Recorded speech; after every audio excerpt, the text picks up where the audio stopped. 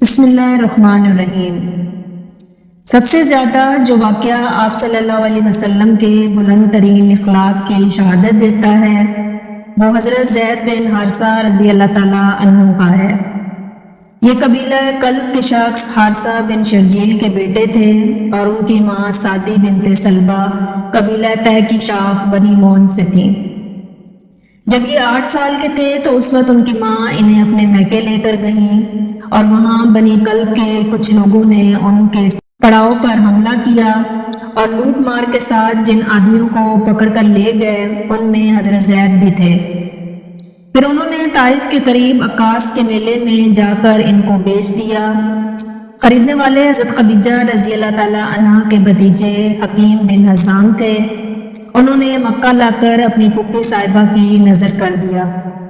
نبی کریم صلی اللہ علیہ وسلم سے جب حضرت خدیجہ رضی اللہ تعالیٰ کا نکاح ہوا تو حضور اکرم صلی اللہ علیہ وسلم نے ان کے ہاں زید رضی اللہ تعالیٰ عنہ کو دیکھا اور ان کی عادات و اطوار آپ صلی اللہ علیہ وسلم کو اس قدر پسند آئیں کہ آپ صلی اللہ علیہ وسلم نے انہیں حضرت خدیجہ رضی اللہ تعالیٰ عنہ سے مانگ لیا۔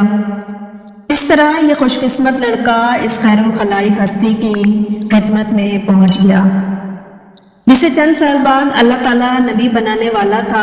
اس وقت زید رضی اللہ تعالیٰ عنہ کی عمر 15 سال تھی۔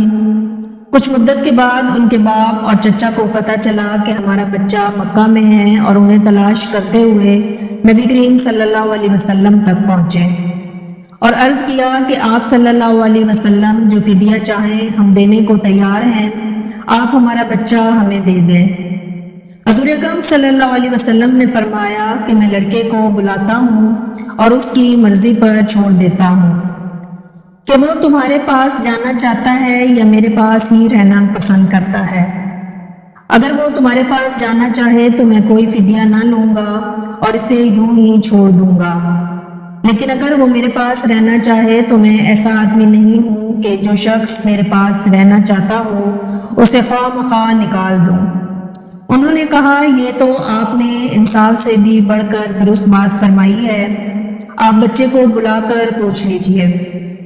حضور اکرم صلی اللہ علیہ وسلم نے زید رضی اللہ تعالیٰ عنہ کو بلایا اور ان سے کہا کہ ان دونوں کو جانتے ہو؟ انہوں نے عرض کیا کہ جی ہاں، یہ میرے والد ہیں اور یہ میرے چچا۔ آپ صلی اللہ علیہ وسلم نے فرمایا اچھا، تم ان کو بھی جانتے ہو اور مجھے بھی، اب تمہیں پوری آزادی ہے، چاہو تو ان کے ساتھ چلے جاؤ اور اگر چاہو تو میرے ساتھ ہی رہو۔ انہوں نے جواب دیا کہ میں آپ صلی اللہ علیہ وسلم کو چھوڑ کر کسی کے پاس نہیں جا سکتا۔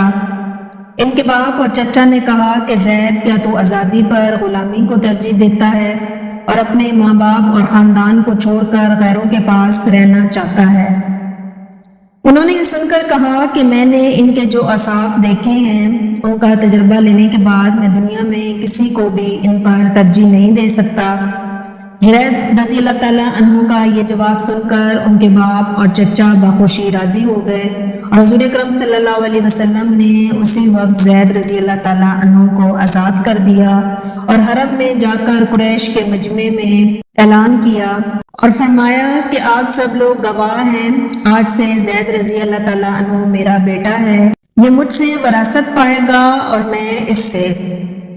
اسی بنا پر لوگ ان کو زید بن محمد صلی اللہ علیہ وسلم کہنے لگے۔ یہ تھا ہمارا آج کا واقعہ۔ امید کرتی ہوں کہ آپ کو ہماری آج کی ویڈیو بھی پسند آئی ہوگی۔ اگر آپ کو ہماری ویڈیو پسند آئی ہو تو ہمارے چینل کو سبسکرائب کر دیں۔ ملتے ہیں نیکسٹ ویڈیو میں، تب تک کے لیے اجازت دیجیے، اللہ حافظ۔